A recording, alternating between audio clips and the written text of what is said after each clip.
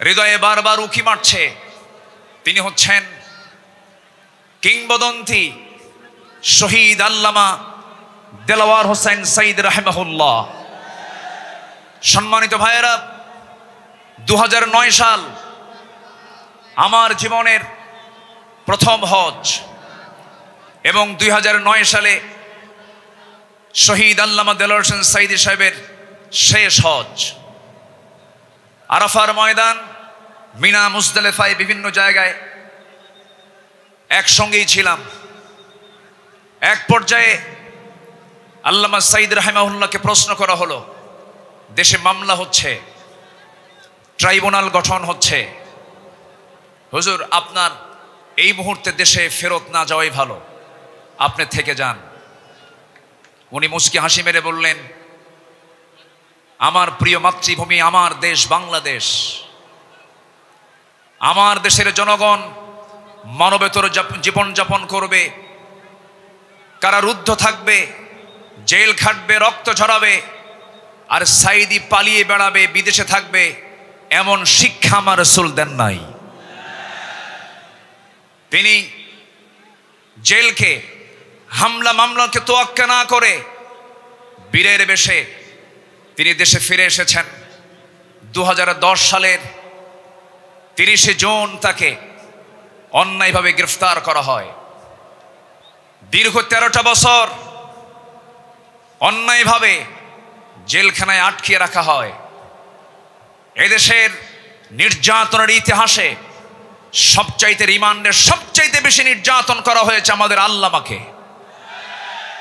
সম্মানিত ভাইয়েরা, শুধু এটাই শেষ নয়, শেষ পর্যন্ত 2023 সালের 13ই আগস্ট চিকিৎসার নাম করে সেই জায়গা থেকে, জেলখানা থেকে জোর করে সেখান থেকে বের করে হসপিটালে তাকে ষড়যন্ত্রের মধ্য দিয়ে ইমাম আবু হানিফার ওই একই পদ্ধতিতে বিষ প্রয়োগের মধ্য দিয়ে পয়জনিং করে তাকে শহীদ করা হয়েছে। আমরা তাফসীর মাহফিলের এই প্ল্যাটফর্ম থেকে, তারই তৈরি করা এই ময়দান থেকে স্পষ্টভাবে জানান দিতে চাই, অবিলম্বে আল্লামা সাইদির খুনি হত্যাকারীদের চূড়ান্ত শাস্তি নিশ্চিত করা হোক। রাজি আছেন কারা কারা? হাত উঁচু করে দেখান মুসলমান।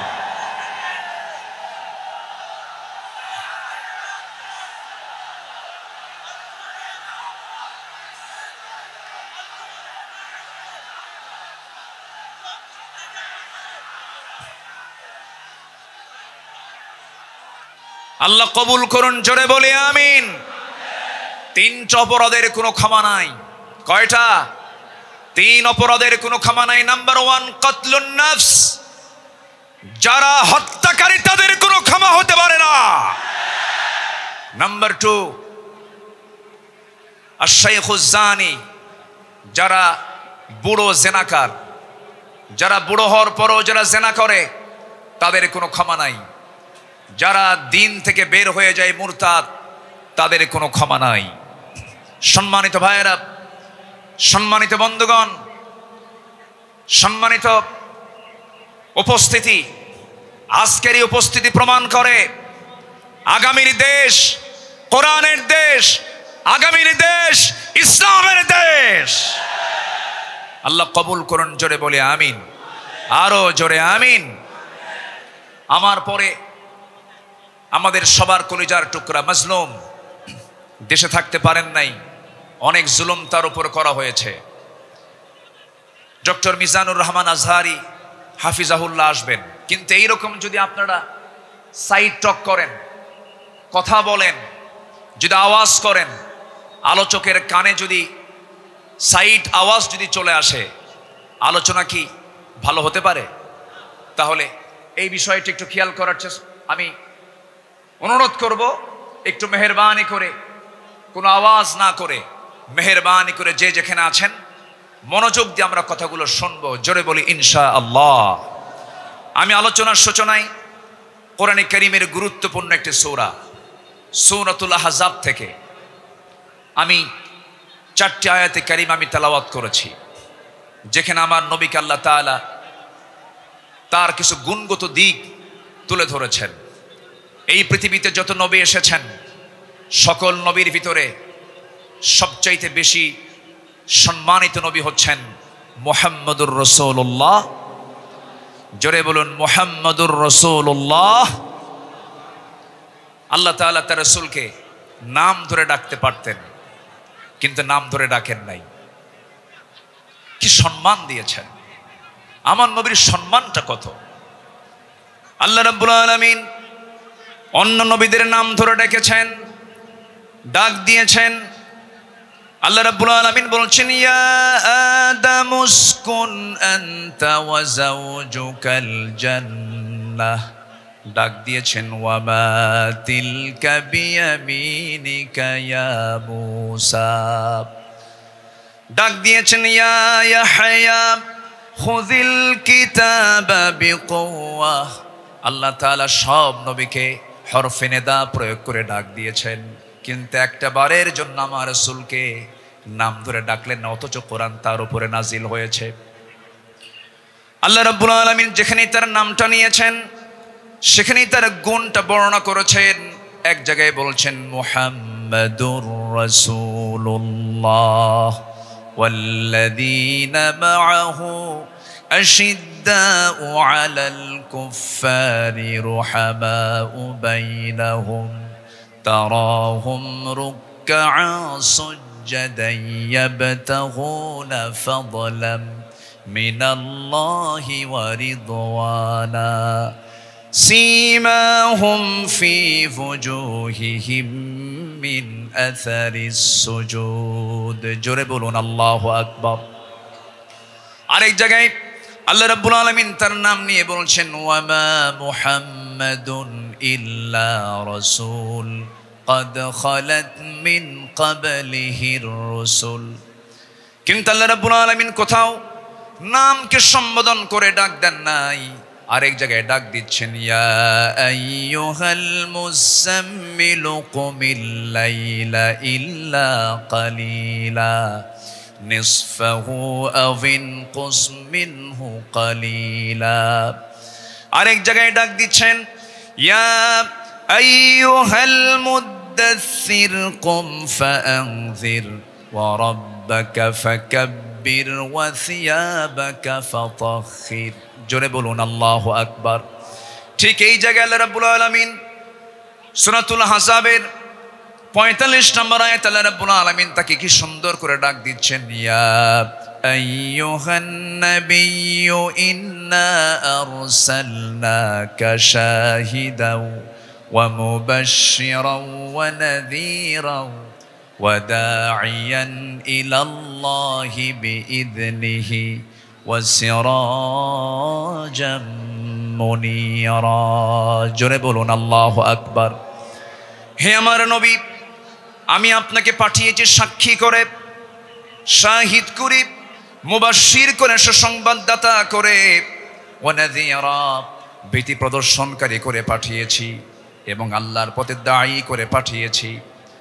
আমার আল্লাহ তাআলা আমার রাসূলকে এত সম্মান দিয়েছেন, দুঃখজনক হলো সত্য, বিগত 16 বছরে শুধু আলেমদের উপরে নির্যাতন হয়েছে তা নয়, আমার রাসূলকে নিয়ে বাজে কটূক্তি পর্যন্ত করা হয়েছে। ঠিক কিনা? রাসূলকে নিয়ে অনেক কটূক্তিও করেছে বিভিন্ন ব্লগাররা। আমার দেশে কিছু বুদ্ধিজীবী আছে যাদের কাজই হলো ইসলাম নিয়ে বাজে কথা বলা, রাসূলকে নিয়ে বাজে কথা বলা। রাসূলকে নিয়ে বলা হয়েছে, এমন ভাবে কথা বলা হয়েছে, রাসূল নাকি ছিলেন জেনাকার, রাসূলকে জঙ্গি মুহাম্মদ বলে গালি দিয়েছে। ওরা 16 বছর আমাদের তালিকা করেছে, আমরা এখন নাস্তিকদের তালিকা করতে চাই। কোন নাস্তিক কুলাঙ্গারের জন্য বাংলার জমিন আর হতে পারে না। সম্মানিত ভাইয়েরা, সম্মানিত বন্ধুগণ, আল্লামা সাঈদীর ফাঁসি রায় দিয়ে এক কুলাঙ্গার বিচারপতি, কি নাম? হ্যাঁ, মানিক। হ্যাঁ, 2 বছর আগে, বছর 2 আগে আমার নামেও তালিকা করেছিল। 116 জন আলেমের তালিকা করেছিল, 2 বছর পার হয় নাই, আল্লাহ তাআলা তার উপযুক্ত জবাব দিয়ে দিয়েছেন। ছাত্র বৈষম্য বিরোধী আন্দোলনে যারা অগ্রণী ভূমিকা পালন করেছেন তাদের জন্য দোয়া করতেই হয়। সম্মানিত ভাইয়েরা, এই পেকুয়ার মাটিতে চট্টগ্রাম বিভাগের প্রথম শহীদ হয়েছে এই চট্টগ্রামের এই পেকুয়ার সন্তান শহীদ অসীম। শহীদ অসীমের বাবা আছে কিনা জানি না। তাদের রক্তের বিনিময়ে, তাদের ত্যাগের বিনিময়ে এই বিজয় এসেছে। যুবকরা, তোমরা কোনো আদর্শ আর লালন করতে যাবে না। যুবকরা, তোমরা বিজয় পেয়েছো, এই বিজয়কে ধরে রাখার জন্য একটা আদর্শ লালন করতে হবে, সেটা হচ্ছে মুহাম্মদ সাল্লাল্লাহু আলাইহি ওয়াসাল্লাম। তাহলেই সফল হবে। লাকাদ কানা লাকুম ফি রাসূলিল্লাহি উসওয়াতুন হাসানা লিমান কানা ইয়ারজুল্লাহ ওয়াল ইয়াউমাল আখির ওয়া যাকারাল্লাহা কাসীরা। সম্মানিত যুবকরা, আজকের মাহফিলে বেশি যুবকরা, ওই নেতৃত্বের মুখে তোমরা থুতু মারো যে নেতা তোমাকে নামাজের কথা বলে না, যে নেতা তোমাকে পরকালের কথা শোনায় না, যে নেতা তোমার হাতে অস্ত্র তুলে দেয়, যে নেতা তোমার হাতে নারী তুলে দেয়, ইয়াবা তুলে দেয়, মাদক তুলে দেয়, ওই সমস্ত নেতৃত্বের মুখে আমরা জুতা মারি, থুতু মারি। রাজি আছেন কারা কারা? হাত উঁচু করে দেখা।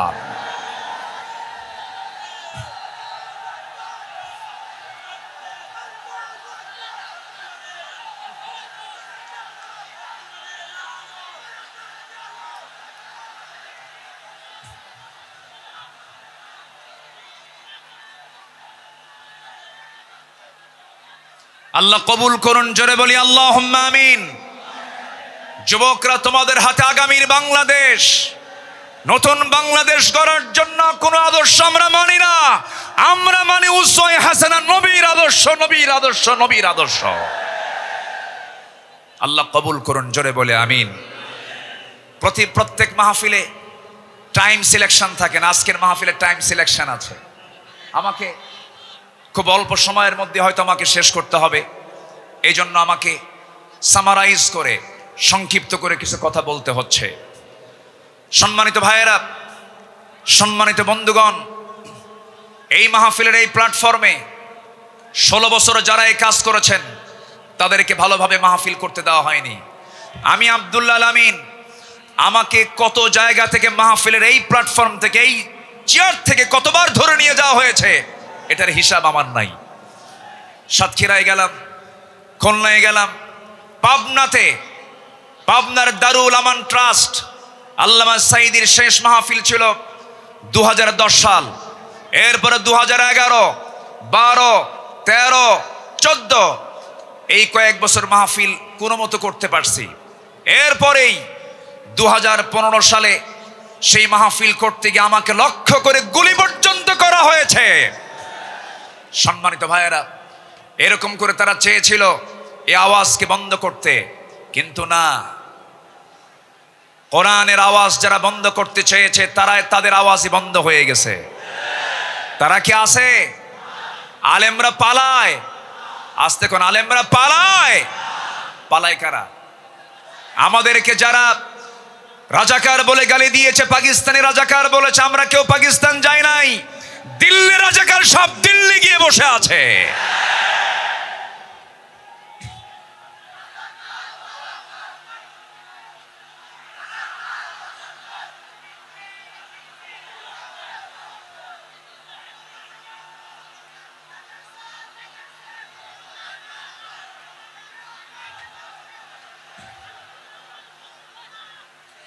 সম্মানিত হাজিরিন, সম্মানিত ভাইয়েরা, তাহলে আমাদের আদর্শ, আমাদের চেতনা, আমাদের মূল নেতা একজন, তিনি হচ্ছেন মুহাম্মদুর রাসূলুল্লাহ। মুহাম্মদুর রাসূলুল্লাহ, রাসূলকে আমরা মানব এক জায়গায় না সব জায়গায়? আসতে বলবেন না, এক জায়গায় না সব জায়গায়? সব জায়গায়। রাসূলকে নামাজে মানবেন, রাসূলকে রোজায় মানবেন, রাসূলকে দাড়িতে মানবেন, রাসূলকে মিষ্টি খাওয়াতে মানবেন, রসুলকে আপনি উহুদে মানবেন না, রক্ত ঝরাতে মানবেন না, দাঁত ভাঙবেন না, রাষ্ট্র পরিচালনায় রসুলকে মানবেন না, আপনি উম্মত নন, আপনি ভণ্ড, আপনি প্রতারক। রসুলকে সব জায়গায় মানতে হবে, তিনি আমার মডেল। আল্লাহ তাআলা আমাকেই শুধুমাত্র সেই নেতৃত্ব মানতে দিয়েছেন, মানার জন্য অর্ডার দিয়েছেন, তিনি হচ্ছেন মুহাম্মদ সাল্লাল্লাহু। ঘটনা কি এখানে কি হয়েছে শোনা যায় না নাকি? কোনো সমস্যা, কোনো অসুবিধা নাই তো? বলি আলহামদুলিল্লাহ। কিন্তু এই সাইডটা কন্ট্রোল হচ্ছে না। নিজামি কোথায়? এই সাইডটা আওয়াজ হচ্ছে বারবার। মেহেরবানি কোনো কথা না বলি, মেহেরবানি করে এই সাইডটা একটু বন্ধ রাখুন, আওয়াজটা বন্ধ রাখুন। সম্মানিত ভাইয়েরা, সম্মানিত বন্ধুগণ, একটু আমার দিকে তাকান। সম্মানিত ভাইয়েরা, রাসূলুল্লাহর আদর্শ কেমন ছিল? আমার নবীজির চারিত্রিক সনদ পৃথিবীর কোনো একাডেমি দেয়নি। আমার নবীজির চারিত্রিক সনদের সার্টিফিকেট দিয়েছেন স্বয়ং কে? আসতে বলবেন না, তিনি কে? আল্লাহ তাআলা। আল্লাহ রাব্বুল আলামিন তার শানে বলেছেন, ওয়া ইন্নাকা লাআলা খুলুকিন আযীম ফাসাতুবসিরু ওয়া ইউবসিরুন। আমার বন্ধুগণ, রসুলকে যখন মক্কার কাফের মুশরিকরা নানাভাবে কটূক্তি করা শুরু করে দিল, কেউ বলল লেস কাটা, কেউ বলল নির্বংশ, কেউ বলল নতুন ধর্মের প্রবর্তক, রসুল কিনে আজে বাজে কথা যখন বলা শুরু হয়ে গেল, আমার নবীর শানে আল্লাহ রাব্বুল আলামিন সূরা কালাম নাজিল করে সব সুস্পষ্ট জানায় দিলেন, হে রাসূল, আপনাকে যে যা বলে বলুক, কোনো হতাশ হবেন না, কোনো চিন্তা করবেন না, আপনি হলেন সুমহান চরিত্রের অধিকারী। জোরে বলি সুবহানাল্লাহ। রাসূলকে উপহার দিলেন সূরা কাউসার। যারা পারেন ঠোঁট মিলিয়ে বলুন, ইন্না আ'তাইনাকাল কাউসার ফাসাল্লি লিরাব্বিকা ওয়ানহার ইন্না শানিআকা হুয়াল আবতার। হে রাসূল, আমি আপনাকে হাউজে কাউসার দান করেছি, অতএব আপনি নামাজ পড়ুন, আপনি কোরবানি করুন। যারা বলবে লেস কাটা, তারাই হলো প্রকৃত লেস কাটা। আমাদেরকে কত গালি দিয়েছে। 2013 সালে আমার একটা মাহফিল রাজশাহীতে, আমাকে ওসি মহোদয় ফোন দিয়ে বলে, আপনি আসবেন না, আপনি রাজাকার। বললাম, আপনি আমাকে রাজাকার বলেন, আপনি কি আমাকে চিনেন? কে শুনেছি। বললাম, 1971 সালে তো আমার মায়েরই বিয়ে হয় নাই। 71 সালের ঘটনা, 1971 সালের ঘটনা। সাক্ষীর জন্ম হলো 76। সাক্ষীর জন্ম কি? 76। তাহলে এই সাক্ষী 71-এর ঘটনা দেখলো কেমনে? রুহের জগৎ থেকে দেখছে। এইরকম করে মিথ্যাচার করে তারা চালিয়েছিল 16 বছর। ফেরাউন পৃথিবীতে বেঁচে ছিল হলো 1600 বছর, এরা ছিল 16 বছর। সংখ্যার যে মিল হলো কেমনে বুঝলাম না। একটা সংখ্যার মিল আছে না নাই? চরিত্রেরও মিল আছে। ফেরাউনের একটাই সমস্যা ছিল, সেটা হলো আমাকে ক্ষমতায় থাকতেই হবে, প্রয়োজনে আমার মানুষ দরকার নেই, মেরে শেষ করে দেবে। ইউযাব্বিহুনা আবনাআকুম ওয়া ইস্তাহয়ুনা নিসাআকুম। ফেরাউন কি করেছিল? জীবিত মায়ের পেট চিরে ছেলে সন্তানগুলোকে হত্যা করেছিল। এই পৃথিবীতে হত্যা রাজনীতি, ক্ষমতাকে পাকাপোক্ত করার জন্য হত্যা রাজনীতি প্রথম শুরু করেছিল ফেরাউন। আর যারা পৃথিবীতে হত্যা রাজনীতি করে, তারা সবগুলো ফেরাউনদের প্রেতাত্মা। ফেরাউনকে আমরা বিদায় জানিয়ে দিয়েছি। সেদিন এক মাহফিলে বললাম এই কথা, একজন সামনে থেকে দাঁড়ালো, হুজুর ওটা ছিল পুরুষ ফেরাউন, আর আমাদের দেশেরটা ছিল হলো লেডিস ফেরাউন।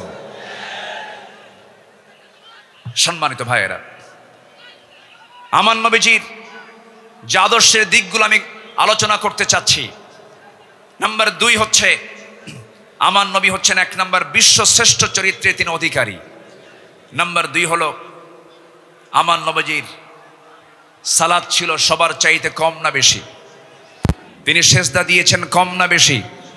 সবচেয়ে বেশি সেজদা দিয়েছেন মুহাম্মদুর রাসূলুল্লাহ। মুহাম্মদুর রাসূলুল্লাহ তিনি বলেছেন ওয়াজুইলা কুররাতু আইনি ফিস সালাহ,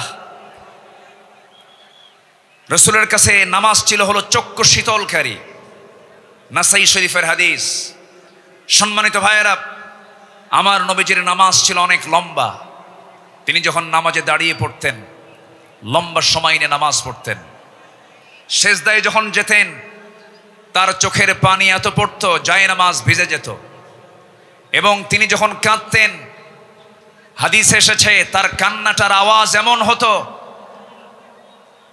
চুলার উপরে পানি গরম দিলে যেমন টকবকের একটা আওয়াজ হয়, আমার নবীজি যখন কাঁদতেন তখন টকবক করা পানির মতো আওয়াজ হতো আমার নবীজির মুখ থেকে। তিনি এত কাঁদতেন, অথচ তার জীবনের কোনো গুনাহ ছিল না। তিনি কাঁদতেন অঝরে ঝাড়ায়, সেজদায় পড়ে পড়ে ঘন্টার পরে ঘন্টা। কোন এক রাতের আধারে আমার নবীজি সেজদায় পড়ে কাঁদতেছেন, পাশে বসে আছেন আম্মা জান আয়েশা সিদ্দিকা রাদিয়াল্লাহু তাআলা আনহা। আমার নবীজি লম্বা সময় সেজদার মধ্যে পড়ে আছেন, তিনি সেজদা থেকে মাথা ওঠান না। নবীজির কোনো আওয়াজ নাই, নবীজির কোনো শব্দ নাই। ঘন্টা পার হয়ে যায়, আম্মা জান আয়েশা মনে করছেন রাসূল বুঝি ইন্তেকাল করলেন কিনা। নবীজির গায়ে চিমটি কাটলেন, চিমটি কাটার সঙ্গে সঙ্গে তিনি নড়ে উঠলেন। সালাম ফেরা শেষ হলো, রাসূল বলছেন আয়েশা তুমি আমাকে চিমটি কাটলে কেন? হুজুর আপনি নড়াচড়া করেন না, আমি আপনাকে চিমটি কেটে বুঝলাম আপনি জীবিত আছেন কিনা। রাসূল বলছেন আয়েশা রে, কাল হাসরের ময়দানে আল্লাহ যদি আমাকেও পাকড়াও করেন পার পাওয়ার আমারও কোনো উপায় থাকবে না, কিন্তু ইল্লা ইয়াতাগাম্মাদানি আল্লাহ, কিন্তু আল্লাহ পাক আমাকে রহমতের চাদর দিয়ে আমাকে আবৃত রাখবেন। জোরে বলি সুবহানাল্লাহ। নবীজি ছিলেন নাম্বার 3 সর্বশ্রেষ্ঠ সম পালনকারী। তিনি সারা জীবন প্রতি সোমবার এবং বৃহস্পতিবার তিনি সম পালন করতেন। আমার নবীজি তু'রাদুল আমালু ইয়াউমাল ইসনাইন ওয়াল খামিস ফাউহিব্বু আন ইউ'রাদা আমালি ওয়া আনা সাইম। আমার নবীজির সোমবার এবং বৃহস্পতিবার তার রোজা কখনো বাদ হতো না। শাবান মাসে সবচেয়ে বেশি তিনি রোজা পালন করেছেন।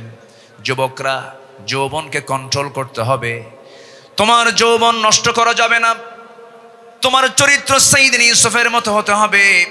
আগামীর নেতৃত্ব দিতে গেলে বিবাহ পূর্ব কোনো অবৈধ রিলেশন করা যাবে না, নোংরামি করা যাবে না। কিছু যুবক আছে দেখতে পাবে গার্লস স্কুলের সামনে যায় কিছু যুবক আছে এতিমের মতো বসে থাকে। আছে না? কিছু আছে না? নাই? এতিমের মতো বসে থাকে, বাপও নাই মাও নাই। না, তোমার এগুলো করা যাবে না। তোমার সামনে বহু কাজ পড়ে আছে। আলিয়া তোমাকে ডাকবে, লাইলি তোমাকে ডাকবে। সাইয়্যিদিনা ইউসুফের চরিত্র নিয়ে রাজুলুন ইযা দাআতহু ইমরাতান যাতা হাসাবিন ওয়া জামালিন ইন্নী আখাফুল্লাহ।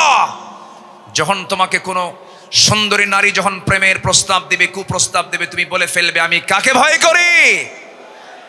আল্লাহকে ভয় করি। এই চরিত্র নিয়ে তোমাকে এগুতে হবে। তোমার যৌবনকে কন্ট্রোল করার জন্য যদি কষ্ট হয় তোমার খুব বেশি, প্রয়োজনে রোজা রেখে দেবে। বলেছেন মুহাম্মদ সাল্লাল্লাহু আলাইহি ওয়াসাল্লাম, চরিত্রকে ধ্বংস করা যাবে না। ইউরোপ আমেরিকার সবচাইতে বড় ষড়যন্ত্র হলো মুসলিম সমাজকে উলঙ্গ করে ঘর থেকে বের করে দেওয়া।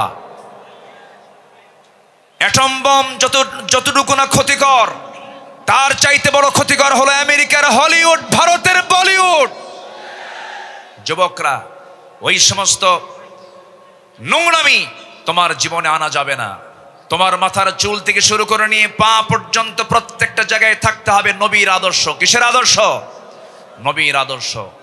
মাথার চুল ইদানিং দেখা যায় মাথার চুলগুলো কাটে কেমন করে জানি, দুই দিকে চুল নাই, পিছনেও চুল নাই, একেবারে চামড়া বের করা, মাথার উপরে গোল কইরা একদম নারিকেল জিনজিরা। আছে না নাই? আছে না নাই? একদম গোল করে রেখে দেয়। যখন বলা হয় এই ছেলে তুমি যে মাথার চুলটা এরকম করে রাখছো, এই মডেলটা পাইছো কোথায়? হুজুর বুঝবেন না। মেসি তুমি কে? নেইমার তুমি কে? কুত্তা। কারণ নেইমার মেসিরা তো কুত্তা নিয়ে শুয়ে থাকে, ঠিক কি না? ওরা কুকুর নিয়ে শুয়ে থাকে, তারা তোমার আদর্শ নয়। শার্টের সাইজ নাই, প্যান্টের সাইজ নাই, নতুন প্যান্ট কিনে আনে হাঁটু ফাটা। কি আমি কি ভুল বলতেছি? নতুন প্যান্ট কিনে আনে কি ফাটা? হাঁটু ফাটা, হাঁটুতে কাপড় নাই। ওই পোশাক পরে কি নামাজ হবে? আসতে বলো, ওই পোশাক পরে কি নামাজ হবে? হবে না। নামাজ হতে হলে আগে সতরটা ঢাকতে হবে। অনেকদিন আগে এক মসজিদে ঢুকলাম, আমি নামাজ শুরু করব, ঢুকেই তো 2 রাকাত নামাজ। আমাদের দেশে বিভিন্ন মসজিদে লেখা থেকে লাল বাতি জ্বলাকালীন অবস্থায় নামাজ নিষেধ। এটা মানবেন না। আমার নবীজির সুন্নাহ যদি মানেন তাহলে মসজিদে ঢুকেই কয় রাকাত নামাজ পড়েছেন মুহাম্মদ সাল্লাল্লাহু আলাইহি ওয়াসাল্লাম। তো আমি ভিতরে ঢুকে নামাজ শুরু করবো, দেখি সামনে এক যুবক নামাজে দাঁড়াইছে, এরকম একটা প্যান্ট আর শার্ট নিয়া। তো ভাবলাম দেখি ওর নামাজটা আগে দেখি।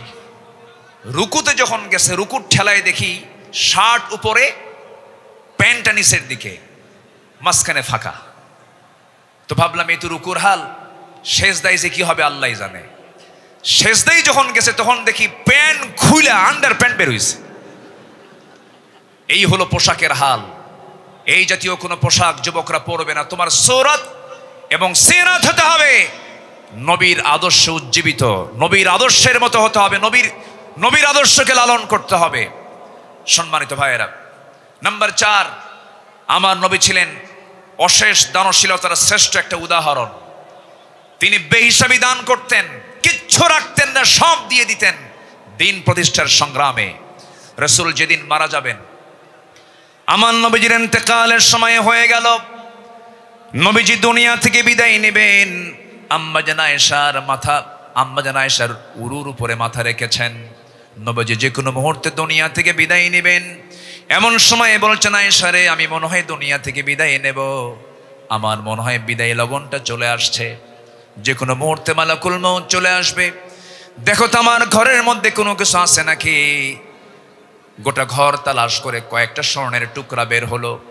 আমার নবীজি হাতের তালুতে নিয়ে বললেন, আয়েশা, এতটুকুন সম্পদ আমি রাখতে চাই না, এতটুকুন সম্পদ আমি একামতে দিনের কাজে আমি দান করে দুনিয়া থেকে বিদায় হতে চাই। আমার নবীজি 2 হাতে দান করেছেন। নাম্বার 5 হলো পৃথিবীর সবচাইতে শ্রেষ্ঠ সৎ, প্রেমময় এবং সৎ ন্যায়পরায়ণ স্বামী ছিলেন। আম্মা জান আয়েশা বলেন, রাসূল আমাকে এত পরিমাণ ভালোবেসেছেন, রাসূল বলেছেন, শরীর খাবার যেমন শ্রেষ্ঠ, আমার স্ত্রী হলো সবার মধ্যে শ্রেষ্ঠ। আমি আয়েশাকে দারুণ ভালোবাসি। আমার নবীজি একজন আদর্শ স্বামী ছিলেন, শ্রেষ্ঠ স্বামী ছিলেন। আমার নবীজির চারিত্রিক গুণ নিয়ে যদি আমরা আলোচনা করতে যাই, গোটা রাতেও শেষ হবে না, কেউ কোনোদিন শেষও করতে পারবে না। কারণ তার চারিত্রিক সনদ আল্লাহ পাক নিজে দিয়েছেন। আর তার চরিত্র হলো কানা খুলুকুহুল কোরআন, তার চরিত্রই হলো কোরআনে কারীম। জোরে বলি সুবহানাল্লাহ। আমার নবী নাম্বার 6, তিনি ছিলেন একজন অলংকারিত শ্রেষ্ঠ বাবা। এমন বাবা পৃথিবীতে আর খুঁজে পাওয়া যাবে না। রাসূল 4 মেয়ের বাপ ছিলেন। কয় মেয়ের বাপ ছিলেন বলেন? আস্তে কয় মেয়ের বাপ ছিলেন? আল্লাহ পাক আমাকেও আপনাদের দোয়ায় 4টা মেয়ের বাবা আমাকে বানিয়েছেন। এত আস্তে আলহামদুলিল্লাহ বললেন, বিয়ে কি আপনি দিবেন নাকি? এটা জোরে বলেন না আলহামদুলিল্লাহ। হ্যাঁ, 4টা মেয়ের বাবা ছিলেন মুহাম্মদ সাল্লাল্লাহু আলাইহি ওয়াসাল্লাম। নবীজি মেয়েদেরকে বিয়ে দিয়েছেন। সাইয়েদনা ওসমানকে মেয়ে দিয়েছেন, আবার সাইয়েদনা আলীকেও মেয়ে দিয়েছেন। একজনকে দিয়েছেন ধনী ছেলের সাথে, আরেকজনকে দিয়েছেন গরিব ছেলের সাথে। রাসূল কি ব্যালেন্স করেছেন। সবচেয়ে প্রিয়, সবচেয়ে আদরের দুলালি ফাতিমাকে গরিব ছেলের সঙ্গে বিয়ে দিয়েছেন। বিয়ে যেদিন দিলেন, রাসূল বললেন, ও ফাতিমা, আমি তোমাকে এমন স্বামী তোমার হাতে তুলে দিলাম, এমন স্বামী আমি তোমাকে দিলাম, যার সম্পদ নাই, টাকা নাই, পয়সা নাই, ঘর নাই, বাড়ি নাই, কিচ্ছু নাই, কিন্তু মাথা থেকে পা পর্যন্ত তাকওয়া দিয়ে ভরা। জোরে বলে সুবহানাল্লাহ। এমন স্বামী তোমাকে দিলাম। চলে যাও বাবার ঘর থেকে স্বামীর ঘরে গিয়ে করে খাও। মৃত্যুর দিন পর্যন্ত যেন স্বামীর বিরুদ্ধে একটা নালিশ আমার কানে না আসে। এই কথা বলে বিদায় দিয়ে দিলেন। আমার নবীজি 3 দিন পার হয় নাই, ফাতিমাকে না দেখলে তিনি অস্থির হয়ে যেতেন। আমার ফাতিমা কোথায় গেল, আমার ফাতিমা কোথায় গেল। আমার নবীর ঘরে একদিন ফাতিমা আসলেন, বসে বসে তিনি সালাত আদায় করছেন। রাসূল বলছেন, ফাতিমা বসে বসে নামাজ পড়া তো তোমার ঠিক নয়, তুমি তো যুবতী মানুষ। এবার তিনি বলছেন, আব্বা জান, আমিও জান আমি বসে বসে নামাজ পড়ি না, কিন্তু দাঁড়িয়ে দাঁড়িয়ে নামাজ পড়ার হেতু হলো আমি যে দাঁড়িয়ে দাঁড়িয়ে নামাজ পড়ব, আমার গায়ে যে জামাটা দেখতে পাচ্ছেন বাবা, এর পিছনের একটা অংশ তালিযুক্ত অংশ আছে। আমি যদি দাঁড়িয়ে থেকে নামাজ আদায় করতে যাই, আপনার চোখে এই তালি অংশটুকু পড়তে পারে। আপনি হয়তো আমার স্বামীর ব্যাপারে নেগেটিভ সেন্স আনতে পারেন, আহারে আমার মেয়ে কালি কাপড়ে কষ্ট দেয়, আমার স্বামীর এতটুকুন দুর্নাম প্রকাশ পেয়ে যাক, আমি এটা চাই নাই বলে আমি বসে বসে নামাজ আদায় করছি। জোরে বলি সুবহানাল্লাহ। এবং মেয়েকে বিয়ে দিয়ে বললেন, ও আমার মেয়ে ফাতিমা, স্বামীর ঘরে চলে যাও, মৃত্যুর দিন পর্যন্ত যেন স্বামীর বিরুদ্ধে একটা নালিশ যেন আমার কানে না আসে। সংসার করে খাও, বিয়ের পরে বাবার ঘরের চাইতে শ্রেষ্ঠ ঘর হলো স্বামীর ঘর, স্বামীর ঘরে করে খাও। কিন্তু আজকের বাপরা কি তা কয়? আজকের বাপরা কি কয় জানেন? মেয়ে বিয়ে দিয়ে কয়, মা চলে যা স্বামীর ঘরে, যদি কিছু বলে শুধু ফোন দিবি, খাইয়া ফালামো। ঠিক আছে না? না, এই আচরণ করা ঠিক নয়। আমার নবীজি একদিন বসে আছেন, ফাতিমা রাদিয়াল্লাহু তাআলা আনহা তিনি তার আব্বার সঙ্গে দেখা করার জন্য আসছেন। এসে বলছেন, আব্বা আপনি হলেন রাষ্ট্রপ্রধান, আপনি যা বলবেন তাই হয়ে যাবে। আমি অভিযোগ নিয়ে আসি না, স্বামীর সঙ্গে পরামর্শ করে এসেছি। আমরা যে ঘরে থাকি ভাড়ার ঘর, মেঝেটা কাঁচা, গায়ে পায়ে কাপড়ে ময়লা লেগে যায়। আপনার 2টা নাতি হাসান হোসাইন, এদেরকে নিয়ে আমি সামলাতে পারি না। দেখুন তো একটা খাদেম নিযুক্ত করা যায় নাকি, একটা কাজের মানুষ নিযুক্ত করা যায় নাকি? আমার রাসূল বলছেন, ও আমার কলিজার টুকরা মেয়ে ফাতিমা, দিকে আসো। তোমার বাবা তার নিজের কাপড় নিজে ধৌত করে, নিজের ঘর নিজে ঝাড় দেয়। তোমার পিতা কারো সাহায্য নেয় না তার ব্যক্তিগত কাজের ক্ষেত্রে। আমি চাই আমার মেয়ে ফাতিমা তুমি এমনই থেকে যাও, দুনিয়াটাকে বড় করার চেষ্টা করো না ফাতিমা। আমি তোমাকে একটা আমল শেখায় দিচ্ছি, তুমি যাও সে আমলটা করো। সুবহানাল্লাহ, আলহামদুলিল্লাহ, আল্লাহু আকবার 33, 34 বার করে সকাল সন্ধ্যা পড়বে। আমার আল্লাহ তোমার সমস্ত কাজের জিম্মাদার হয়ে যাবেন। জোরে বলি সুবহানাল্লাহ। আমার বন্ধুগণ, নাম্বার 7 হলো রাষ্ট্রে প্রথম মসজিদ প্রতিষ্ঠা তিনি করেছেন, ইসলামী সংস্কৃতি প্রতিষ্ঠা করেছেন। নাম্বার 8 হলো বিশ্ববাসীর জন্য তিনি প্রেরিত কোরআনের প্রথম এবং শ্রেষ্ঠ প্রধান শিক্ষক তিনি। ইন্নামা বুইসতু মুআল্লিমান বুইসতু লিউতাম্মিমা মাকারিমাল আখলাক। রাসূল বলেন, আমি পৃথিবীতে প্রেরিত হয়েছি মানুষের চারিত্রিক মানকে তার চূড়ান্ত শিখরে পৌঁছে দেবার জন্য। জোরে বলি সুবহানাল্লাহ। নাম্বার 9 হলো যুদ্ধের ময়দানে তিনি ছিলেন অগ্রগামী, সাহসী একজন নেতা। বদর, উহুদ, খন্দক, এই সমস্ত যুদ্ধ তার প্রমাণ। প্রতিটা যুদ্ধে আমার নবী সবার পেছনে না সবার আগে, সবার পেছনে না সবার আগে, সবার আগে। সবচেয়ে মার খেয়েছেন উহুদের ময়দানে, সবচাইতে বেশি রক্ত ঝরিয়েছেন মুহাম্মদুর রাসূলুল্লাহ, মুহাম্মদুর রাসূলুল্লাহ সাল্লাল্লাহু আলাইহি ওয়াসাল্লাম। নাম্বার 10, সময় তো অল্প, আমাকে সংক্ষিপ্ত করে বলতে হচ্ছে। নাম্বার 10, সর্বদা তওবার জন্য অস্থির চিত্তের অধিকারী, অস্থির মনের অধিকারী, সর্বদা তিনি তওবা করতেন এবং তিনি বলতেন, তুবু ইলাল্লাহ ফাইন্নী আতুবু ফিল ইয়াউমি মিআতা মাররা। ও আমার সাহাবীরা, তোমরা বেশি করে তওবা করো, আমি বিশ্বনবী সারাদিনে 100 বারেরও বেশি বার তওবা করি।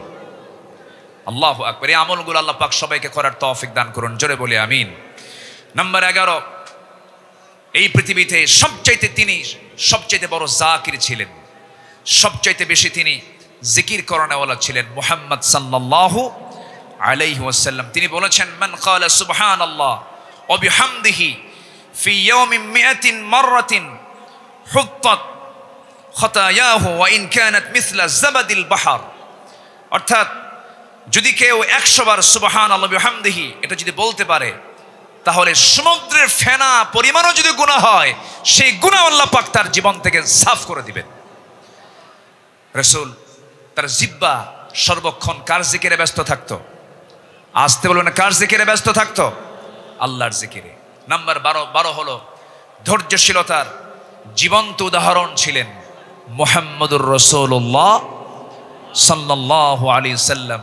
ধৈর্য কাকে বলে, ধৈর্য কি, তার বাস্তব প্রমাণ হচ্ছেন মুহাম্মদ সাল্লাল্লাহু আলাইহি ওয়াসাল্লাম। মক্কার 13টা বছর তিনি মার খেয়েছেন, কত নির্যাতন সহ্য করেছেন, কত অত্যাচার তিনি সহ্য করেছেন।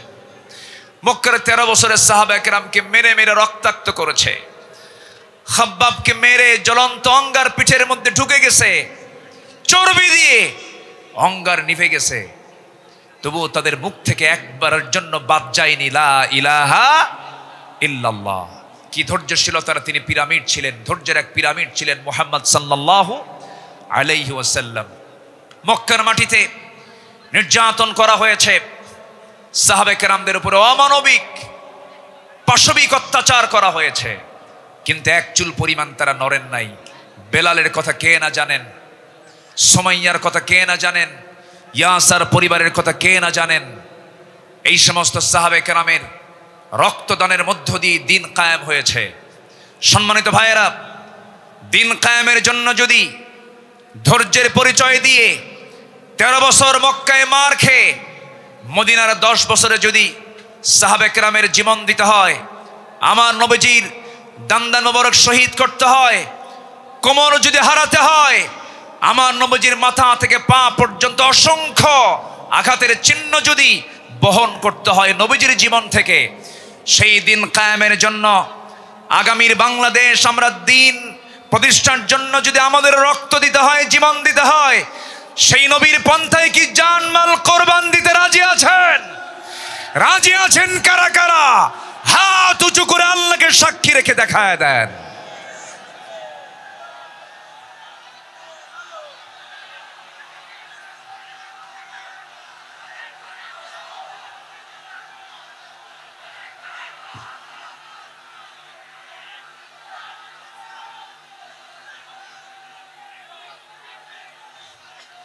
আল্লাহ কবুল করুন, জোরে বলে আমিন, আরো জোরে আমিন।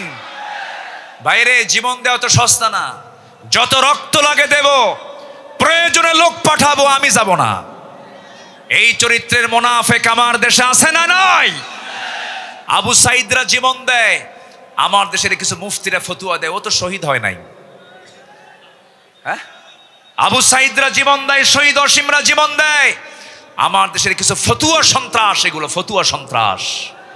এরা ফতুয়া দেও নাকি শহীদ হয় নাই, তুমি কোন কসু করছো? আমার দেশে 16 বছর অনেক ওলামা, অনেক আলেম আমার দেশে অবস্থান করছেন, এখনো আছেন। বিগত 16 বছর তাদের উপর একটা মামলা তো দূরের কথা, একটা আচরও গায়ে লাগে নাই। দেশ যখন পট পরিবর্তন হয়েছে, চোরের মায়ের বড় গলা। মুনাফিক চেনা যায় নামাজে নয়, মুনাফিক চেনা যায় রোজায় নয়, মুনাফিক চেনা যায় সূরাতে নয়, মুনাফিক চেনা যায় হলো ময়দানে, মাঠে, জিহাদের প্রান্তরে।